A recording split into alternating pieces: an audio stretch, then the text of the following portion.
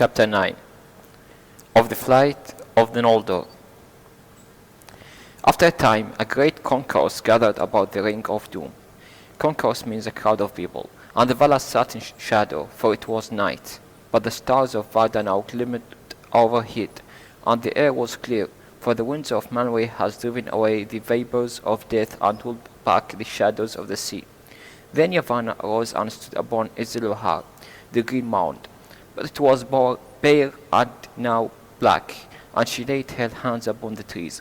But they were dead and dark, and each branch that she touched broke and fell lifeless at her feet. Then many voices were lifted in lamentation. Lamentation means wailing and crying. And it seemed to those that mourned that they had drained to the dregs the cup of woe. Dregs means the lightest of the liquid in the cup, or the remnant of the liquid in cup. Of woe that Melkor, woe means here evil or grief, that Melkor had filled for them, but it was not so. Yavanna spoke before the Valar, saying, "The light of the trees has passed away, and lives now only in the Silmarils of Fëanor. For sad it was he. Even for those who are mightiest under Al-Attar, there is some work that they may accomplish once, and once only. The light of the trees I brought into being, and within a year I can do so never again. Yet I had but a little of that light. I could recall life to the trees, ere their roots decay, and then our heart shall be healed, and the malice of Melkor be confounded." Confounded means confusion or puzzled. Then Manwë spoke and said, "Hearest thou, Fëanor, son of Finwë, the words of Yavanna? Wilt thou grant that she would ask?" There was long silence, but Fëanor answered no word. Then Tulkas cried, "Speak, O Noldor, yea or nay. But who shall deny Yavanna? And did not the light of the Silmarils come from her work in the beginning?" But Oleh, the master, though the maker, said, "Be not hasty. We ask a greater thing than thou knowest. Let him have peace yet a while." But Fëanor spoke then, and cried bitterly, "For the less even as for the greater there is some deed that he may accomplish but once only, and that deed his heart shall rest. It may be that I can unlock my jewels, but never again shall I make their life. And if I must break them, I shall break my heart, and I shall be slain, first of the Eldar in Aman." "Not the first," said Mandos, but they did not understand his word, and again there was silence, while Fëanor brooded in the dark. Brooded means thinking in the dark. It seemed to him that he was beset in a ring of enemies, and the words of Melkor returned to him, saying that the Silmarils were not safe if the Valar will possess them, and he is not a Valar, as are they, said his thought. And does he not understand their hearts? "Yeah, a thief shall reveal thieves." Then he cried aloud, "This thing I will not do of free will, but if the Valar will constrain me," or means he restrict me, "then shall I know indeed that Melkor is of their kindred." Then Mandos said, "Thou hast spoken." And Nina arose and went up unto j.r.r and cast back her grey hood, and with her tears washed away the defilements of Ungoliant. Defilement means the spoiling or contamination.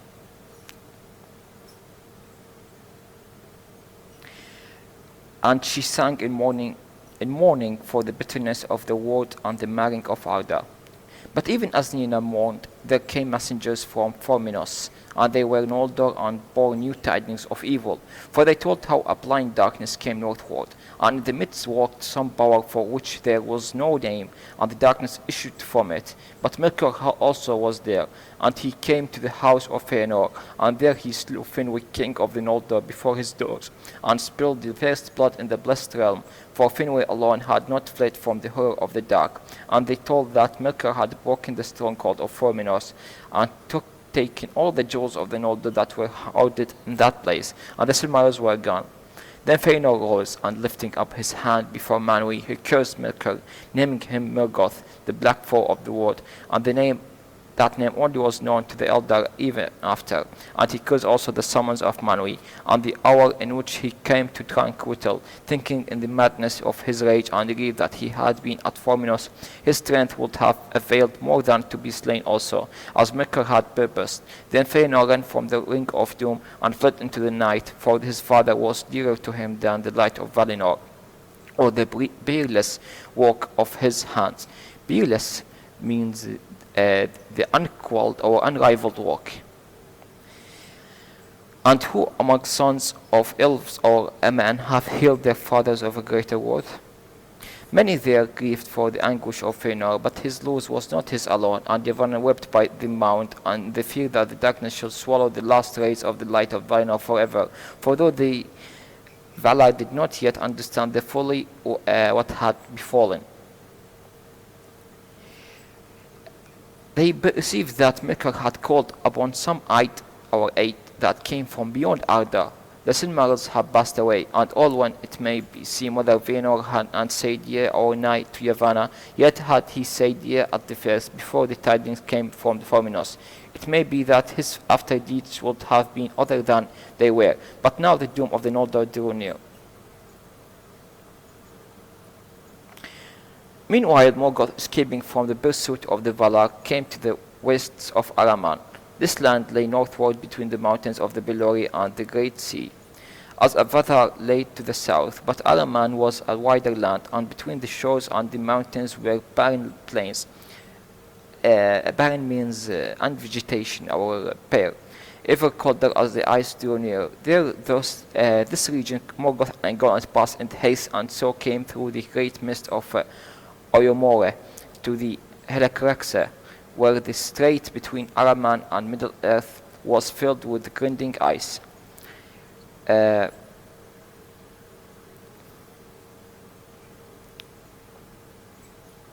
And he crossed over and came back at last to north of the outer lands. Together they went on, for Morgoth could not elude Ingolent, and her elude means expel, and her cloud was still about him, and all her eyes were upon him, and they came to the lands that they lay north of the firth Dringest. Now Morgoth was drawing near to the ruins of Angband, where his great western stronghold had been, and Angoliant perceived his hope, and knew that here he would seek to escape from her, and she stayed him, demanding that he fulfill his promise.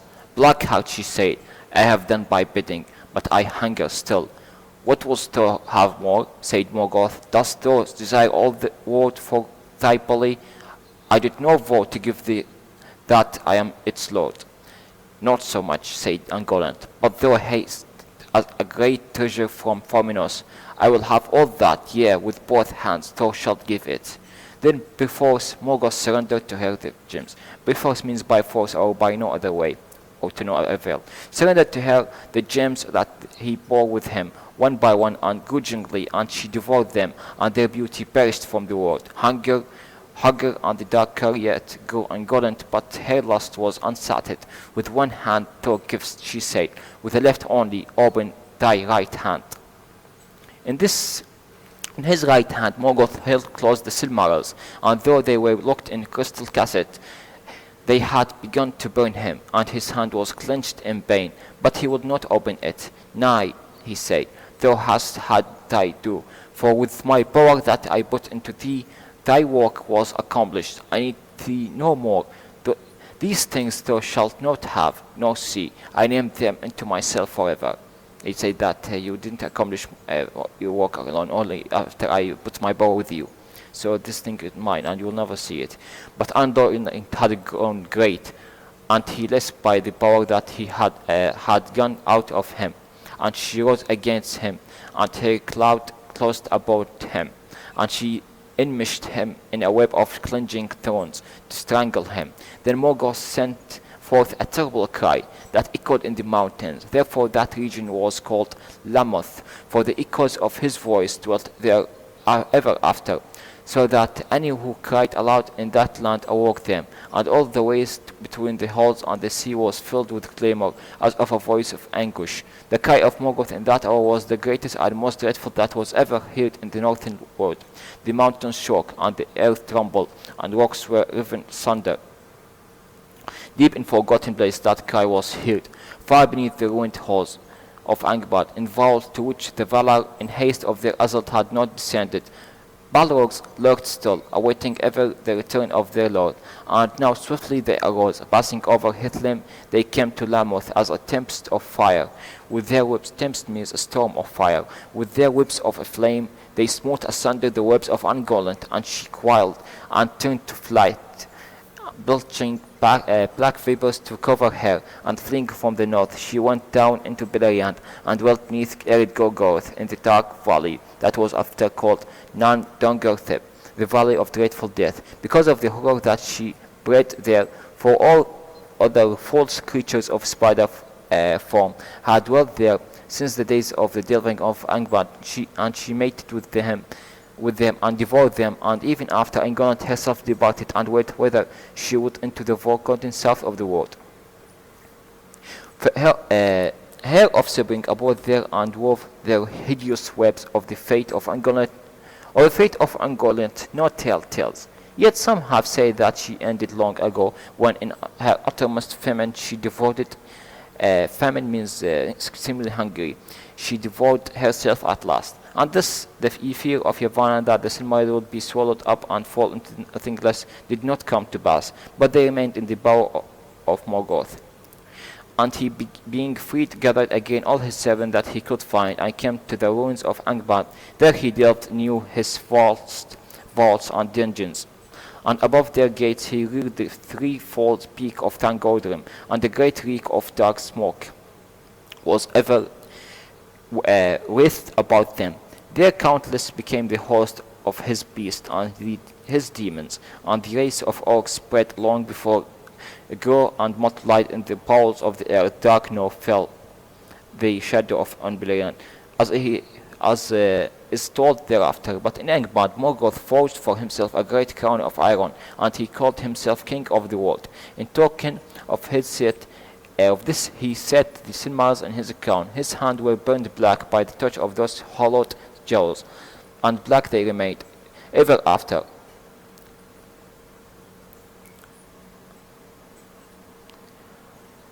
Nor was he ever free from the bane of the burning and the anger of the bane. That crown he never took from his head, though its weight became a deadly weariness. Never but once only did he depart for a while secretly from his domain in the north. Seldom indeed did he leave the deep places of his fortress, but governed his armies from his northern throne, and once only also did he himself wield weapon while his realm lasted. For now, more than in the days of Autumn, ere his pride was humbled, his hatred devoured him, and in the domination of his servants and the inspiring of them with lust of evil, he spent his spirits. Nonetheless, his majesty as one of the Valar long remained, though turned to terror, and before his face all save the mightiest sank into the dark pit of fear. Now when it was known that Morgoth had escaped from Valinor and pursuit was unavailing, the Valar remained long and seated in the darkness in the ring of doom, and the Maiar and the Vanya stood beside them and wept. But the Noldor for the most part returned to Tirion and mourned for the darkening of their fair city. Through the dim raven of the Calacaria, fogs drifted in from the shadowy seas and mantled its towers, and the lamp of the Minden burned pale in the gloom. Mantled means covered the upper parts of its tower, and the lamp of Minden burned pale in the gloom. Then suddenly Feanor appeared in the city and called on all to come to the high court of the king upon the summit of Tuna. But the doom of banishment that he had been laid upon him was not yet lifted, and he rebelled against the Valar. A great multitude gathered swiftly, therefore, to hear what he would say. And the hall and the stairs and street that climbed upon it were lit with the light of many torches that each one bore in hand. Feanor was a master of words, and his tongue had a great power over hearts when he would use it. And the night he made a speech before the Noldor, which they are remembered. Fierce and few were his words, and filled with anger and pride. And hearing them, the Noldor were stirred to madness. His wrath and his hate were given most to Morgoth, and yet well nigh All that he said came from the very lies of Morgoth himself. But he was distraught with grief for the slaying of distraught means upset for the slaying of his father, and with anguish for the rape of the Silmarils. He claimed now the kinship of all the Noldor, since Finwë was dead, and he scorned the decree of the Valar. Scorn means mockery or disgrace. Why, O people of the Noldor, he cried, why should we longer serve the jealous Valar, who cannot keep us nor even their own realm secure from their enemy? And though he be now their foe, are not they and he of one kin? Vengeance calls me hence. But even and were it otherwise, I would not dwell longer in the same land with the kin of my father's slayer, and of the thief of my treasure. Yet I am not the only valiant in this valiant people, and yet have you not all lost your kin? And what else have you not lost? Cooped here in the narrow land between the mountains and the sea. Cooped means confined in a small place. Here once was light, the Valar begrudged to Middle Earth, but now dark levels all. Shall we mourn here, deadless forever, a shadow folk, mist hunting, dropping vain tears in thankless sea? Or shall we return to our home in Cuvenin, sweet run, the waters under unclouded stars and wide lands lay about, where all free people might walk? There they lie still and await us, who in our folly forsook them. Come away, let the crowds keep the city. Let the cowards keep the city.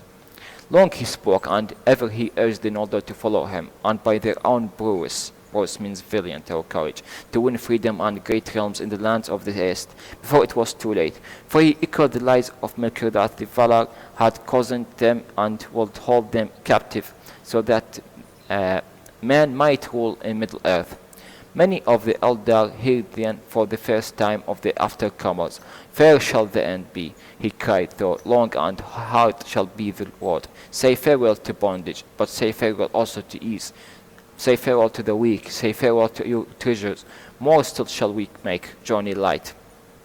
But bring with you your swords, for we will go further than Orome, endure longer than Tulkas. We will never turn back from pursuit. After Morgoth, to the ends of the earth, war shall have, and hatred undying. But when we have conquered and have regained the Silmaril, then we will alone shall be lords of the unsullied light, and masters of the bliss and beauty of Arda. No other race shall out us. Unsullied means undefiled or unspoiled. Oust us means supplant or removing us, or expel us. Then Fëanor swore a terrible oath. His 7 sons leaped straightway to his right and took the self-same vow together, and red as blood shone their drawn swords in the glare of the torches.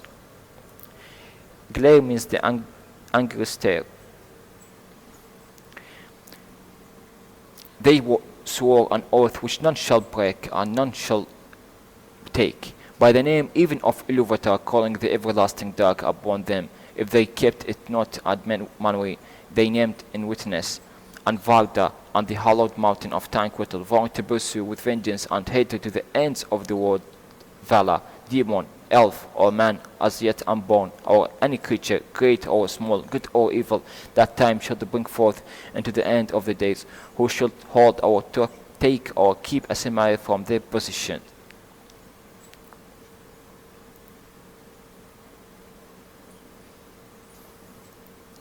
Then thus spoke Maethros and Marlar and Kilegrom, Corofin and Corinther, Amrod and Amras, prince of the Noldor, and many quailed to hear the dread words. For so sworn, good or evil, any oath may not be broken, and it shall pursue oath keeper and oath breaker to the world's ends. Fingolfin and Turgon his son therefore spoke against Fëanor, and fierce words awoke, so that once again Wraith came near to the edge of swords. But Finarfin spoke softly, as with his wont, and sought to claim the Noldor, persuading them to pause and ponder ere deeds were done that could not be undone. For Ordrith alone of his sons spoke like manner.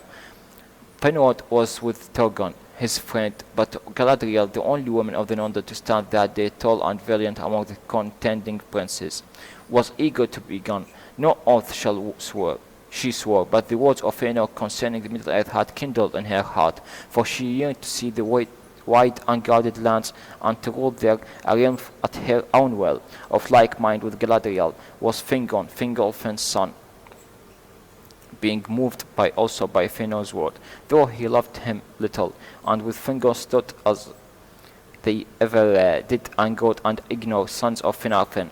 But these held their peace and spoke not against the fathers. At length, after long debate, Fëanor prevailed, and the greater part of the Noldor there assembled.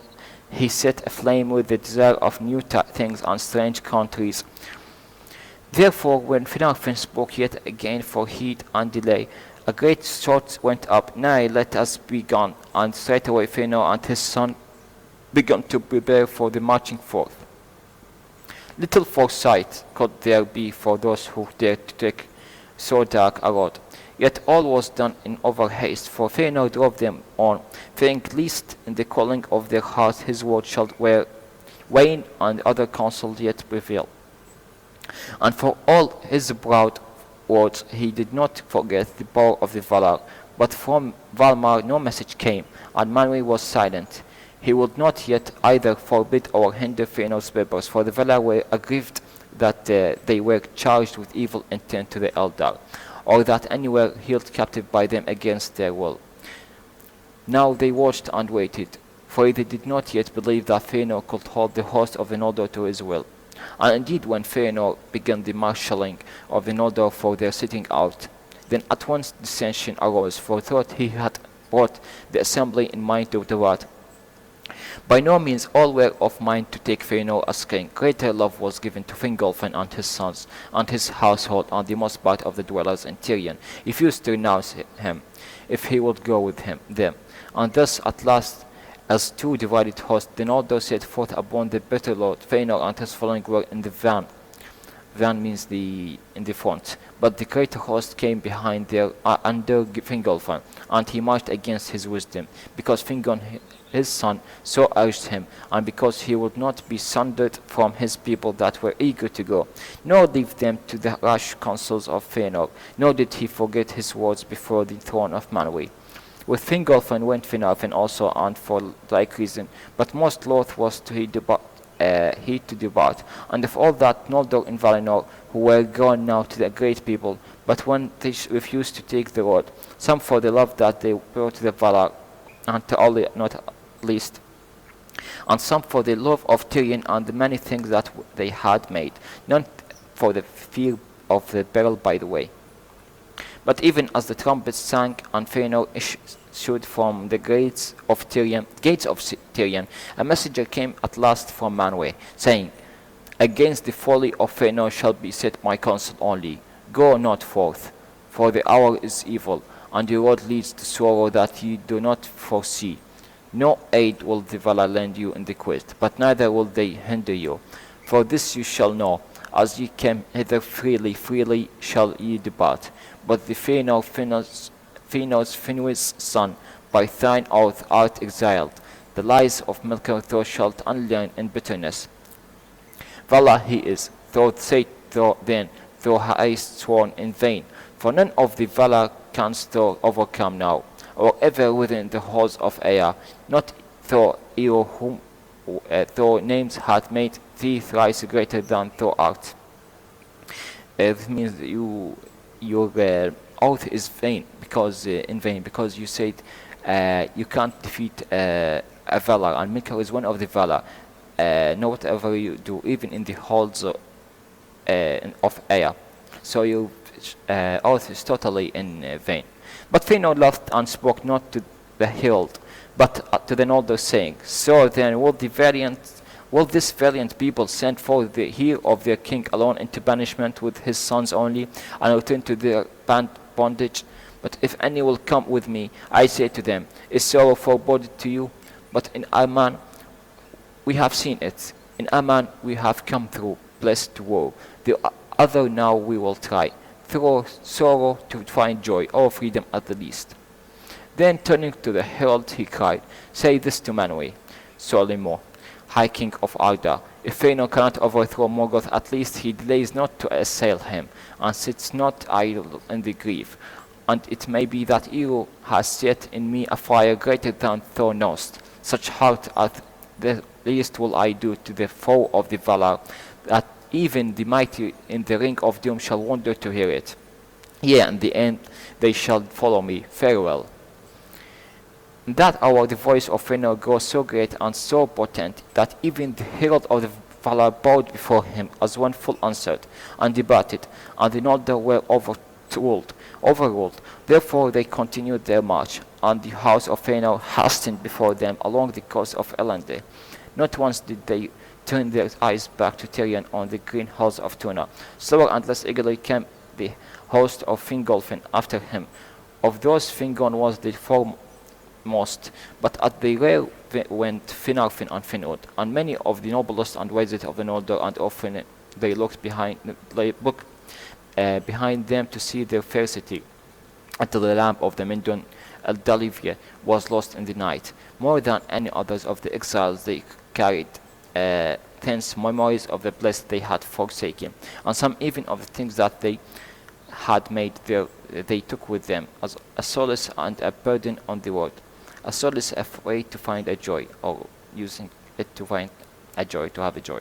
Now Fëanor had led the Noldor northward, because this first purpose was to follow Morgoth. Moreover, Tuna beneath Tanquil was set in nigh to the girdle of Arda, and there the great sea was immeasurably wide, whereas ever northward the sundering seas grow narrower, as the wasteland of Araman and the coast of Middle-earth drew together. But as the mind of the Fëanor cooled and took counsel, he perceived overlaid that all these great companies would never overcome the long leads to the north, nor cross the seas at the last, save with the aid of the ships. Yet it would need long time and toil to build so great a fleet. Even were they any among the Noldor skilled in that craft, he resolved now therefore to persuade Teleri, ever friends to the Noldor, to join with them.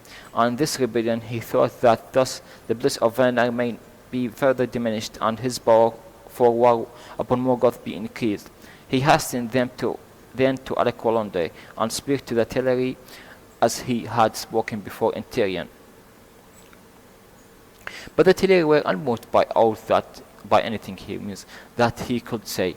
They were grieved indeed at the going of their kinsfolk and long friend, but would rather dissuade them than aid them, and no ship would they lend, nor help in the building, against the will of the Valar. As for themselves, they desired now no other home but the strands of Eldamar, and no other land than Olwe, prince of the Alqualondë, and he had never lent ear to Morgoth, nor welcomed him to his land, and he trusted still that Olmo and other great among the Valar would redress the hearts of means repair the hearts of Morgoth, and that the night would pass yet to a new dawn. Then Fëanor grew wrathful, for he still feared delay, and hotly he spoke to Olwe. "You renounce your friendship even in the hour of our need," he said. Yet you were glad indeed to receive our aid when you came at last to those shores, a faint-hearted loiterers, and well-nigh empty-handed. In huts on the beaches would you be dwelling still, had not the Noldor carved out your haven and toiled upon your walls? But Olwe answered, "We renounce no friendship, but it may be the part of friend to rebuke a friend's folly. And when the Noldor welcomed us, rebuke means blame, welcomed us and gave us aid, otherwise than you spoke. In the land of Aman we were to dwell forever as brothers whose houses stand side by side. But as for our white ships, those you gave us not, we learned not that craft from the Noldor, but from the lords of the sea, and the white timbers we wrought with our own hands, and the white sails were woven by our wives and our daughters. Therefore we will neither give them nor sell them for any lease or friendship. For I say to you, Fëanor, son of Finwë, those are to us as the gems of Noldor, the work of our heart, whose like we shall not make again." Thereupon Fëanor left him, and sat in dark thought beyond the walls of Al-Attar. Yet his host was assembled. When he judged that his strength was enough, he went to the haven of the Swan, and began to man the ships that were anchored there, and to take them away by force.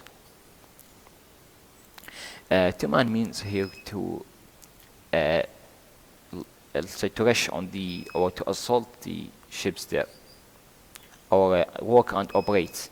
To work and operate, to man the ships that were anchored there, and took them away by force. But the artillery withstood them, and cast many of the Noldor into the sea. Then swords were drawn, and a bitter fight was fought upon the ships, and about the lamplit quays and piers of the haven, and even upon the great arch of its gate. Thrice of the people of Fëanor were driven back, and many were slain upon either side. But the vanguard of the Noldor were seconded by a Fingon. Second means supported or helped by Fingon, with the foremost of the host of Fingolfin, who coming up found a battle joined, and their own kin falling, and rushed in before they knew rightly the cause of the quarrel. Some thought indeed that the artillery had sought to waylay the march of the Noldor at the bidding of the Valar. Thus at last the artillery were overcome, and a great part of their mariners that were in Al-Attar were wickedly slain. For the Noldor were become fierce and desperate, and the artillery had less strength, and were armed for the most part but with a slender bows. Then the Noldor drew away their great ships, and manned their oars as best as they might, and rowed them north along the coast. And all were called upon Ossi, but he came not, for it was not permitted by the Valar that the fight of the Noldor should be hindered by force. But Onwin wept for the mariners of the artillery, and the sea rose in wrath against the slayer, so that many of the ships were wrecked, and those in them drowned. Of the enslaving at Al-Attar, more is told that the lament which is named an Aldolonite, the fall of the Noldor that Maglor made ere he was lost. Nonetheless, the greater part of the Noldor escaped, and when the storm was past, they heeled on their course, some by ship and some by land. But the way was long, and ever more evil as they went forward. After they had marched for a great while in the unmeasured night, they came at length to the northern confines of the guarded realm, upon the borders of the empty waste of Araman, which were new mountains and cold. There they beheld suddenly a dark figure standing high upon a rock that looked down upon the shore. Some say that it was Mandos himself, and known as a herald of Manwë. And they heard a loud voice, solemn and terrible, that bade them stand and give ear. Then all halted and stood still. And from end to end of the host of the Noldor the voice was heard speaking the curse and prophecy, which is called the prophecy of the north, and the doom of the Noldor. Doom is curse, which much is foretold in the dark words, which the Noldor understand not until the words indeed after befall them. But all heard the curse that was uttered upon those that would not stay nor seek the doom and burden of the Valar. Tears unnumbered you shall shed, and the Valar will fence Valinor against you, and you shut you out, so that not even the echo of your lamentation shall pass over the mountains. On the house of Fëanor the wraith of the Valar lieth from the west into uttermost east, and upon all that will follow them it shall be laid also. Their elf shall drift them, and yet betray them, and ever snatch away the very treasures that they had sworn to pursue. To evil end shall all things that turn that they begin well, and by treason of kin to kin, and the fear of treason shall this come to pass. The disposed shall they be forever. The disposed. You have spilled the blood of your kindred unrighteously, and have stained the land of Aman for blood.